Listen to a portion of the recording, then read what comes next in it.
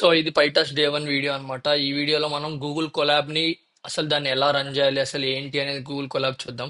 So main గా మీరు Google collab open చేసినప్పుడు ఇలా అయితే వస్తుంది అనమాట. మీ దగ్గర ఆల్రెడీ ప్రీవియస్ నోట్బుక్స్ ఏమైనా ఉంటే ఓపెన్ నోట్బుక్స్ లేదా recents Google drive, Git hub నుంచి దేని నుంచి అయినా మనం తీసుకోవచ్చు అనమాట. సో లేదంటే న్యూ నోట్బుక్ అని క్లిక్ చేసేసి సో అది లోడ్ అయిన తర్వాత మీరు దానికి ఒక నేమ్ ఇచ్చుకొని అయితే మీరు చేసేసుకోవచ్చు అనమాట. ఆల్రెడీ నేనైతే ఇక్కడ ఒకటి ఓపెన్ చేసి పెట్టాను. సో మీరు నేమ్ ని ఇక్కడైతే ఎడిట్ చేసుకోవచ్చు అనమాట, టాప్ రైట్ లో. అండ్ మీరు ఇక్కడ చూసుకుంటే ఫైల్ అని ఉన్నాయి. సో ఇక్కడ మీరు అప్లోడ్ చేసుకోవాలనుకున్న ఏదైనా కొత్తగా ఓపెన్ చేయాలన్నా, రీనేమ్ డిలీట్ ఫైల్ ని చేసుకోవాలనుకున్నా, డౌన్లోడ్ చేసుకోవాలనుకున్నా ఇక్కడ నుంచి అయితే మీరు చేసుకోవచ్చు అనమాట. సో ఎడిట్, మీరున్న సెల్స్ ని ఎడిట్ చేసుకోవాలనుకున్నా సెలెక్ట్ చేసుకొని, లేదా మీరున్న సెల్ నుంచి నెక్స్ట్ సెల్ కి ముందు సెల్ కి పోవడం అవన్నీ చేసుకోవచ్చు అనమాట. ఇన్సర్ట్ ఇవన్నీ కూడా ఇంకా బేసిక్ అన్నమాట ఇవన్నీ.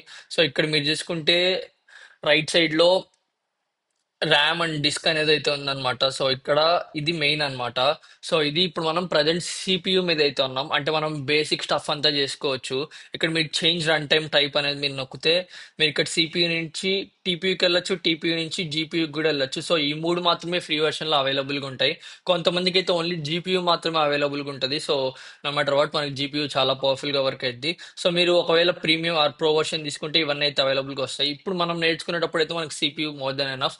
అండ్ మనకు ఫ్యూచర్ లో అయితే మనకి జీపీయూ ఇవైతే కావాలి, కంప్యూట్ యూనిట్స్ అని. సో ఫాస్ట్ గా రన్ అవ్వడానికి అలా 100 150 జీబీ ఆఫ్ డేటాతో మీరు వర్క్ చేసేటప్పుడు.